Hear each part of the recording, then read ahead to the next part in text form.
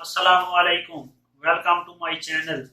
मेरा जो आज का टॉपिक है वो वीज़ा से मुतालिक है कि आप F299 वीज़ा कोरिया में रहकर किस तरह तब्दील कर सकते हैं और F299 जो वीज़ा है उससे हासिल करने के लिए जो आपको डॉक्यूमेंट्स चाहिए उनमें आपकी पे वगैरह और जो बाकी तमाम डॉक्यूमेंट्स हैं उनकी मैं आज इस वीडियो में तफसील बताऊंगा और कौन कौन से वीज़ा ऑर्डर F299 वीज़ा हासिल कर सकते हैं वो भी बताऊंगा। तो टॉपिक की तरफ जाने से पहले मेरे चैनल को सब्सक्राइब कर लें और साथ वाले बेल आइकन को ज़रूर प्रेस करें ताकि मेरी तमाम नई आने वाली वीडियोस आप तक पहुंच सकें। तो आइए चलते हैं आज के टॉपिक की तरफ।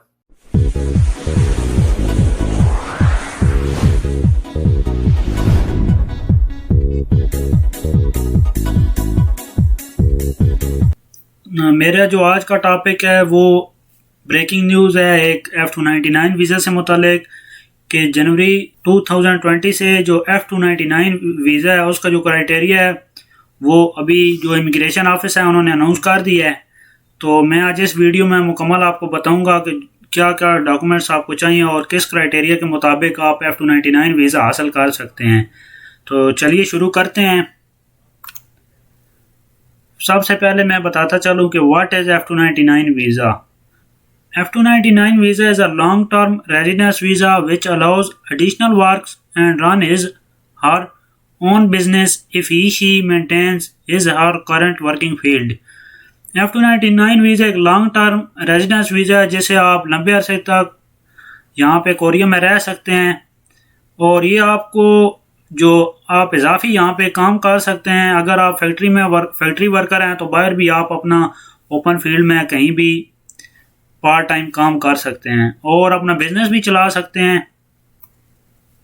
F299 visa is for those who have continuously stayed in Korea for more than 5 to 7 years. There is a special type of F299 visa.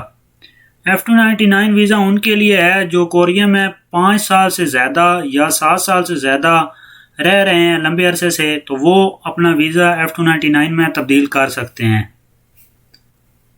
New criteria for F299 visa from 2020। जो 2020 में F299 की नई शराइत हैं उनसे मुतालिक मैं आपको जो मुकम्मल क्राइटेरिया है उसका बताऊंगा आज। फर्स्ट है the F299 visa is for those who have stayed in Korea for more than 7 years। In case of the F299 visa is for those, F299 visa उनके लिए है who have stayed in Korea for more than 7 years, जो Korea में 7 साल से ज़्यादा रह रहे हैं। उनमें D1 है। D1 वीज़ा ऑर्डर्स भी F299 वीज़ा अगर उनके पास 7 साल से ज़्यादा भी अरसा हो गया कोरिया में D1 वीज़ा पर तो वो तब्दील कर सकते हैं। इसी तरह D5 है, D6 है, D7 है, D8 है, D9 है, E61 है, E63 है, F1 है, F3 है। और ये जो वीज़ा ऑर्डर हैं इनको अगर 7 साल कोरिया में हो चुके हैं तो 7 साल के बाद ये अपना वीज़ा F299 में तब्दील कर सकते हैं। The F299 visa is for those who have stayed in Korea for more than 5 years. In case of E1, E2, E3, E4, E5, E7 visa holders. South Korea में जिनको 5 साल E1 वीज़ा पर, E2 visa पर, E3, E4, E5, E7 visa पर अगर हो चुके हैं तो वो भी अपना वीज़ा तब्दील कर सकते हैं। यहाँ पे मैं आपको बताता चलूँ कि जो ज़्यादातर वर्कर हैं पाकिस्तान से या नेपाल से या बांग्लादेश से या जिन ममालिक के साथ साउथ कोरिया का EPS का कॉन्ट्रैक्ट है, HRD के थ्रू यहाँ पे वर्कर्स काम के लिए आते हैं, तो उनमें से ज़्यादातर लोग हैं वो E74 वीज़ा यहाँ पे कोरिया में E9 के बाद E74 वीज़ा हासिल कर सकते हैं। और E74 वीज़ा होल्डर्स के लिए जो शराइत है वो ये हैं कि अगर आपके पास आप साउथ कोरिया में 5 साल के बाद E74 वीज़ा हासिल करते हैं और E74 वीज़ा हासिल करने के बाद आपको 5 साल के लिए दोबारा जो E74 वीज़ा है वो एक्सटेंड आप करवाते हैं अगर, तो उसके बाद आप F299 के लिए अप्लाई कर सकते हैं। अगर आपको E74 वीज़ा पर साउथ कोरिया में 5 साल हो चुके हैं उसके बाद आप F299 में अपना वीज़ा तब्दील कर सकते हैं। सेकंड पॉइंट है total assets. 30 million won or higher. However, applicants shall have their own assets over 15 million won out of family members' total assets. यहाँ पे जो E74 पे यहाँ पे काम कर रहे हैं या किसी भी वीज़ा पर, तो उनको 30 मिलियन वॉन से ज़्यादा यहाँ पे सेविंग करनी है अपनी 2020 से। और जो सेविंग 2020 में आप करेंगे वो 2019 और 2020 में अगर आपने वीज़ा चेंज करना है तो 2019 और 2018 की जो सेविंग है वो काउंट होगी। लेकिन आगे चलता हूँ मैं, वो भी आपको सारी तफसील में टच बताऊँगा। जो 30 मिलियन वॉन तकरीबन ये 3 करोड़ वॉन है जो आपने सेविंग करनी है या इससे ज़्यादा। लेकिन however applicants shall have their own assets over 15 million won out of family member total assets। ये उनके लिए है F1 या F3 वगैरह के लिए जिनकी अगर अपना मतलब कि ज़्यादा जॉब वगैरह नहीं है लेकिन वो 7 साल से ज़्यादा यहाँ पे रह रहे हैं, तो उनकी अपनी भी जो सेविंग है वो तकरीबन 15 मिलियन वॉन से ज़्यादा होनी चाहिए। जो उनका फैमिली मेम्बर है या जो हस्बैंड है या कोई फैमिली मेम्बर और है, भाई वगैरह है यहाँ पे, तो उसकी सेविंग के अलावा उसकी अपनी भी 15 मिलियन वॉन जो सेविंग होनी चाहिए। उसके बाद थर्ड पॉइंट आता है इनकम का। Applicants shall submit previous years income certificate और withholding tax certificate which proves your monthly income shall be over the minimum wage per month 1.2 GNI. In case of E74 visa, it needs the minimum wage per month 1.8 GNI. जो applicants हैं, अगर आपके पास D8 या D9 visa है तो उनके लिए जो पर मंथ मिनिमम वेज है 1.2 GNI होगी।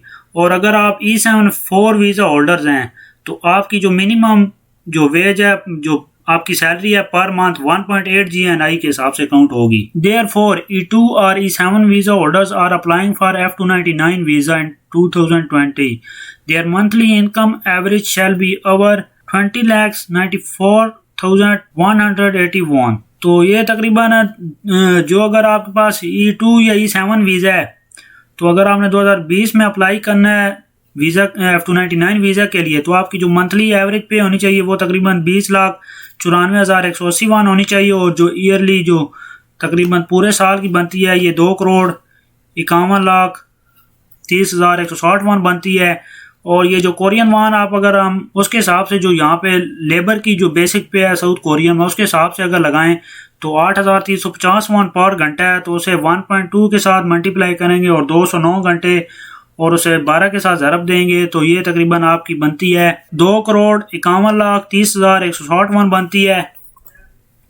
However, if E74 visa holders are scheduled to apply for F299 visa in 2020, after 5 years from E74 visa acquisition, their previous year's monthly income average shall be over 31,41,271।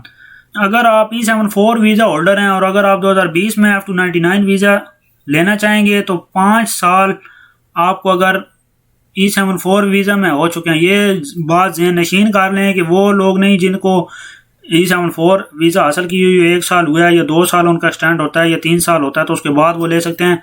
अगर आपको E74 visa पर Korea में 5 साल हो चुके हैं तो उसके बाद आप अप्लाई कर सकेंगे। और जो आपकी मंथली इनकम है वो तकरीबन 31,41,270 वॉन बननी चाहिए एवरेज जो है। और जो इसकी 1 साल की पे है वो तकरीबन 3,76,95,240 वॉन बनती है। ये तकरीबन 1.8 GNI के हिसाब से है। नीचे आप देख सकते हैं मेरी स्क्रीन पर वो 8,350 मल्टीप्लाई 1.8 मल्टीप्लाई 209 और उसके बाद 12 के साथ उसे मल्टीप्लाई किया हुआ है तो ये तकरीबन 3,76,95,240 वॉन बनती है। उसके बाद जो 4th नंबर पे पॉइंट आता है वो KIPP जो कोरियन इंटीग्रेशन प्रोग्राम है, ये जो सावादोंग प्रोग्राम है उसका लेवल 4 आपके पास होना चाहिए। या जो D8 या D9 वीज़ा वाले हैं जो यहाँ पे स्टडी वीज़ा पर आए हैं, अगर उनके पास किसी भी कोरियन यूनिवर्सिटी से ग्रेजुएशन है तो वो ज़रूरी होगी। और जो E74 वीज़ा से कन्वर्ट करेंगे तो उनके पास KIPP के जो सावादोंग प्रोग्राम है उसके 4 लेवल होने ज़रूरी हैं। उसके बाद 5th पॉइंट आता है domestic criminal records. If applicant violated immigration control law 3 times or more within 3 years from the date of application, the applicant is restricted. अगर आपने कोरिया में 3 दफ़ा कानून तोड़ा है विद इन 3 ईयर, 3 सालों के दरमियान, तो आपको जो आपकी एप्लीकेशन है वो रिजेक्ट कर दी जाएगी। यहाँ पे लास्ट में ये मैं बात बताता चलूँ कि if F26 visa holders extend their visa to F299 visa, they shall meet F26 visa extension criteria. After F299 visa acquisition, they meet the above requirements when they extend. अगर आप F26 वीजा होल्डर्स हैं वो तो अब खत्म हो चुका है, लेकिन E74 पे भी मेरी वीडियो, मैं दोनों अपनी वीडियोस के जो डिस्क्रिप्शन में लिंक दे दूंगा, तो आप वहां जाकर चेक कर सकते हैं E74 वीजा के लिए भी। और F26 वीजा अभी तो खत्म हो चुका है, E74 में उन्होंने जाम कर दिया। इस पर मेरी एक वीडियो मौजूद है, वो भी आप चेक कर सकते हैं, डिस्क्रिप्शन में मैं उसका लिंक दे देता हूँ। F26 वीजा होल्डर जो अभी जिनका F26 वीजा ऑलरेडी जो इस्तेमाल कर रहे हैं, जिनका 2 साल रहता है, 1 साल रहता है, वो पहले F26 का जो क्राइटेरिया है इस F299 के हिसाब से उस पे करेंगे। और जो ये क्राइटेरिया, ये मैं जो आज वीडियो बना रहा हूँ, ये स्पेशल E74 के लिए है कि E74 वीजा होल्डर्स हैं वो किस तरह F299 पे चेंज कर सकते हैं, और जो F26 वाले हैं उनके लिए अलग क्राइटेरिया, और उस क्राइटेरिया के हिसाब से मैं उस पर भी वीडियो बनाऊंगा जल्द। तो अगर आप F26 वीजा होल्डर हैं तो आप F299 पे चेंज करना चाहते हैं, तो आप F26 के हिसाब से जो उनकी एक्सटेंशन का क्राइटेरिया है वो आप चेक करें, उसके हिसाब से आप करेंगे। और ये जो मैं वीडियो बना रहा हूँ ये F299 वीजा जो आप E74 से अगर F299 लेना चाहते हैं तो उसके लिए है। तो दोस्तों उम्मीद है मेरी आज की आपको वीडियो पसंद आई होगी। मिलते हैं एक नेक्स्ट वीडियो के साथ, तब तक इजाज़त दीजिए। अल्लाह हाफिज़।